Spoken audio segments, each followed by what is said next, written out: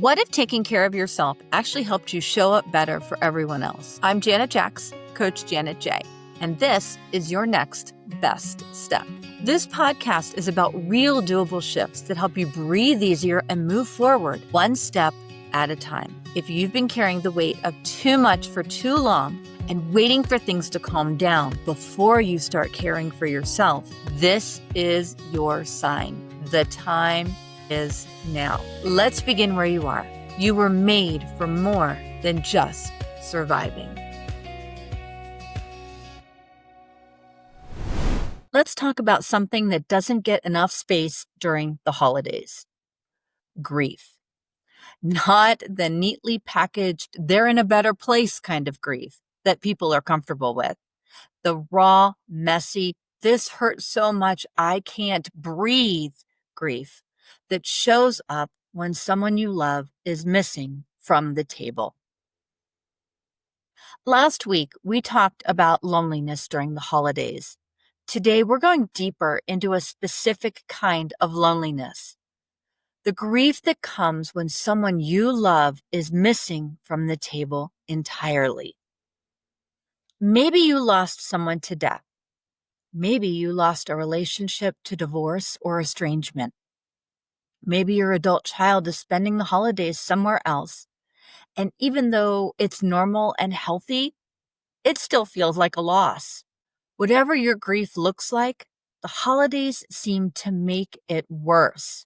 Well, there is actually research that explains why.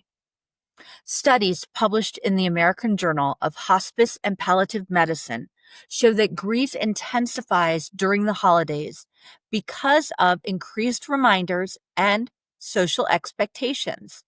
Your brain is processing loss while simultaneously being bombarded with messages about joy and togetherness. That is a brutal combination. There are two ancient truths that speak directly to this experience. First, 2 Corinthians 1, 3 and 4 calls God the Father of compassion and the God of all comfort, who comforts us in our troubles so that we can comfort those in any trouble with the comfort we ourselves receive from God. It doesn't say he removes the trouble or makes it easier. He comforts us in it. He's already there in the middle of your grief, offering comfort, not in the distance, waiting for you to be strong enough to approach him. And then there's the shortest verse in the entire Bible. Just 2 words that carry profound permission. Jesus wept. When Jesus faced grief, when his friend Lazarus died, he didn't spiritualize it away. He didn't quote scripture to himself about God's plan. He didn't pretend strength for the people watching. He wept. If Jesus wept in his grief, you have permission to weep in yours. Those truths are going to anchor everything we talk about today. The goal isn't to get over it or pretend to be okay. It's to navigate this season with your grief, knowing that God comforts you in it and that Jesus understands it intimately. If that's where you are right now, this episode is for you.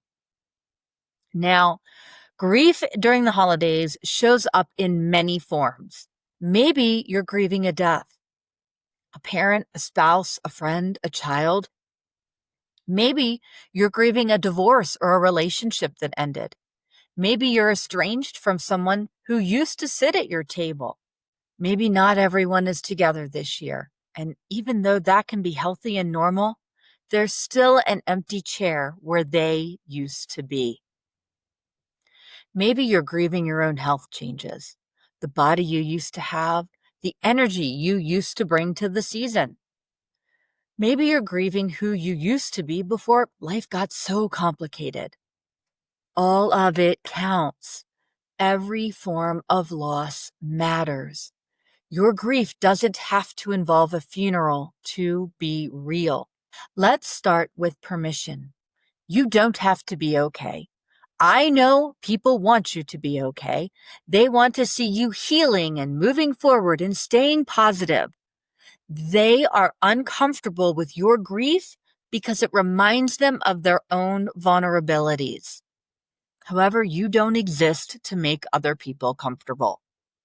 You get to feel what you feel. If the holidays are hard this year because someone is missing, that's allowed. You can honor that truth without apologizing for it. Here's what I want you to understand about grief during the holidays. Actually, any day. It's not linear and it's not polite. You might be doing fine 1 minute and completely undone the next. You might be laughing at a family joke and then suddenly crying because the person you lost would have found it hilarious too. Grief doesn't follow a schedule or care that it's inconvenient. It shows up when it shows up, and it really doesn't care who else is there. So here's your next best step, grounded in those truths that God comforts the grieving and Jesus wept. Stop trying to manage your grief to make everyone else comfortable and start giving yourself permission to feel it. That doesn't mean you have to fall apart publicly or make every gathering about your loss, but it does mean you stop performing fine when you're not. Here are some practical ways to navigate grief during the holidays, and many of these are backed by research on grief processing. 1. Acknowledge the loss explicitly and name the empty chair. One of the hardest things about grief during the holidays is that others might be pretending the person isn't missing. No one wants to bring down the mood or upset you by mentioning them. Seriously, pretending doesn't help. Research from the Journal of Loss and Trauma shows that acknowledging loss openly actually reduces complicated grief symptoms by 45%. Naming the loss doesn't make it hurt more. It's already hurting. Naming it just means that you don't have to carry it alone. Here's what that might look like.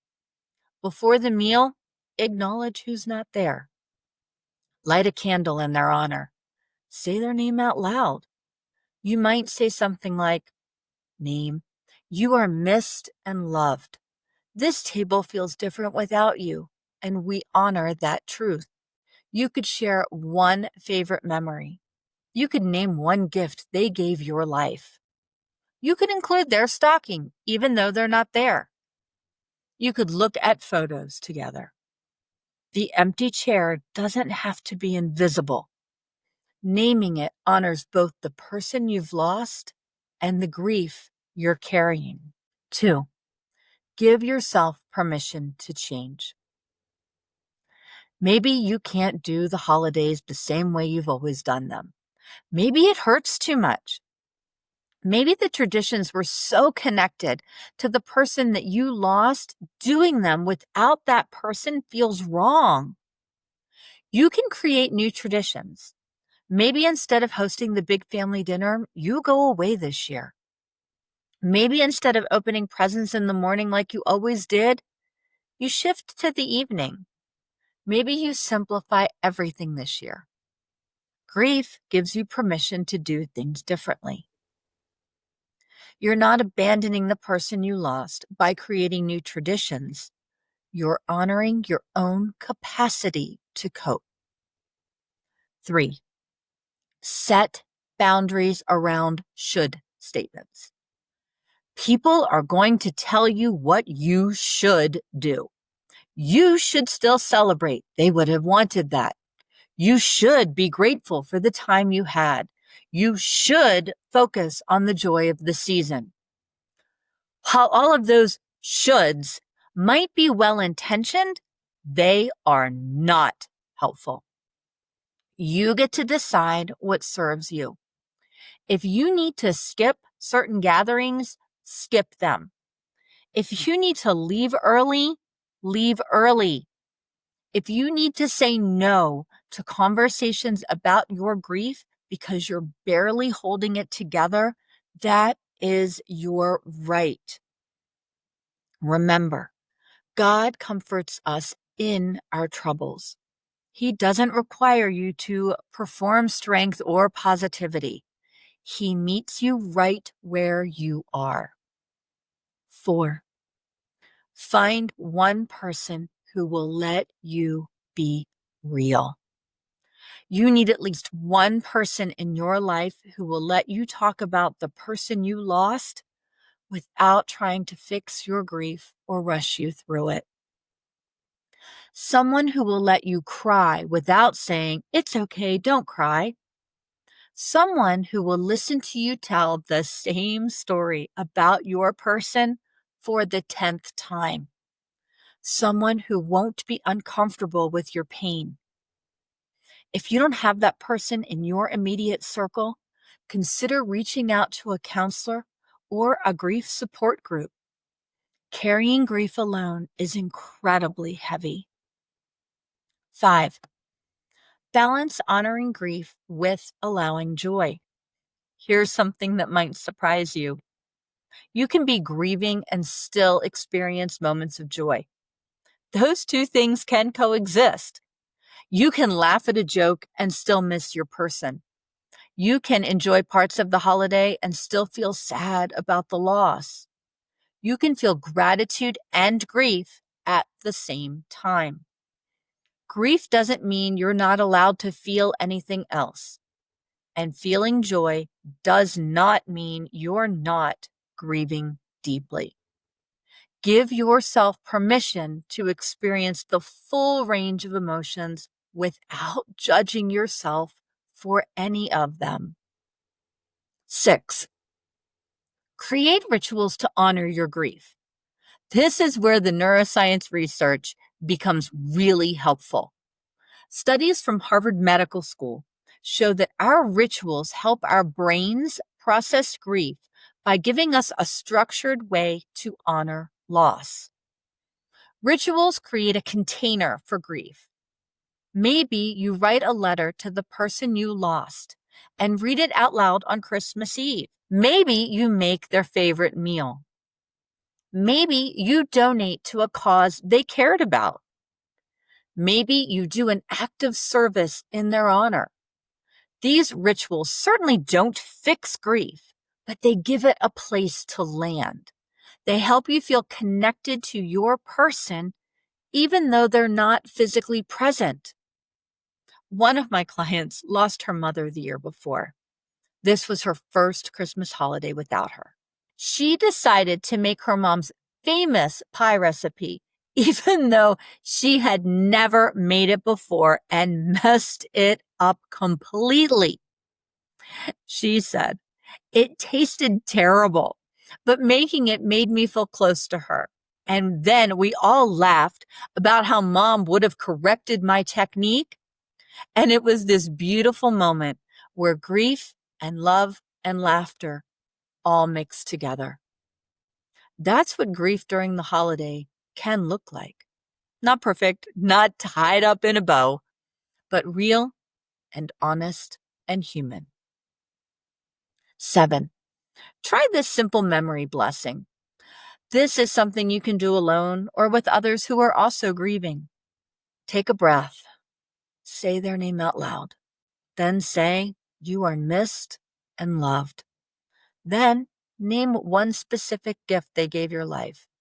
Maybe it's how they made you laugh. Maybe it's a value they taught you. Maybe it's a tradition they started. Maybe it's simply they saw you and they loved you well. Name it out loud if you can. One for me personally would be, "Alma, you are so missed and loved. I still remember how you made sure to have everyone's favorite treats for the holidays." and they were all on the coffee table. Let yourself feel both the grief of their absence and the gratitude for their presence in your life. This isn't about fixing the grief or moving past it.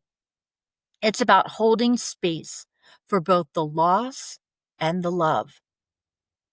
And remember those truths we started with. God is the Father of compassion and the God of all comfort. He comforts you in your troubles. And Jesus wept, which means your tears are a sign of deep love. God doesn't need your grief to be pretty or manageable. He meets you in the mess of it. Create your own empty chair blessing.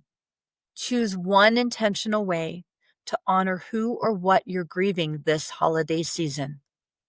Maybe it's the memory blessing I just described. Maybe it's lighting a candle in the evening. Maybe it's writing them a letter about what life has been like this year without them. Maybe it's making their favorite recipe or donating to a cause they loved. Maybe it's simply giving yourself permission to cry when you need to. Pick what works best for you. There's no right way to do this. The goal isn't to make the grief smaller or more manageable. The goal is to stop pretending the empty chair isn't there. And if you need to hear this, your grief is not too much. Your sadness is not a burden. Your missing someone is not ungrateful or wrong. The holidays are hard when there is an empty chair at your table. That's just true. You don't have to pretend it's not there. God is the Father of compassion and the God of all comfort. He is close to you right now as you sit with the ache of that empty chair. He doesn't need you to pretend to be strong or joyful or grateful. He draws near and comforts you. And Jesus wept, which means you can too. Take your next best step, whatever that looks like for you.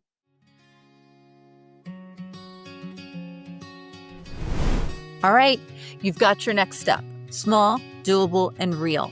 If this inspired you, make sure to grab your free 5-minute daily reset at yournextbeststep.com. It's my gift to help you pause the chaos and reconnect with what matters most. Be sure to subscribe. And if someone came to mind while you listened, please share this with them. Remember, you are seen, you are known, and you matter. Be kind to yourself along the way. You are making real change, one step at a time.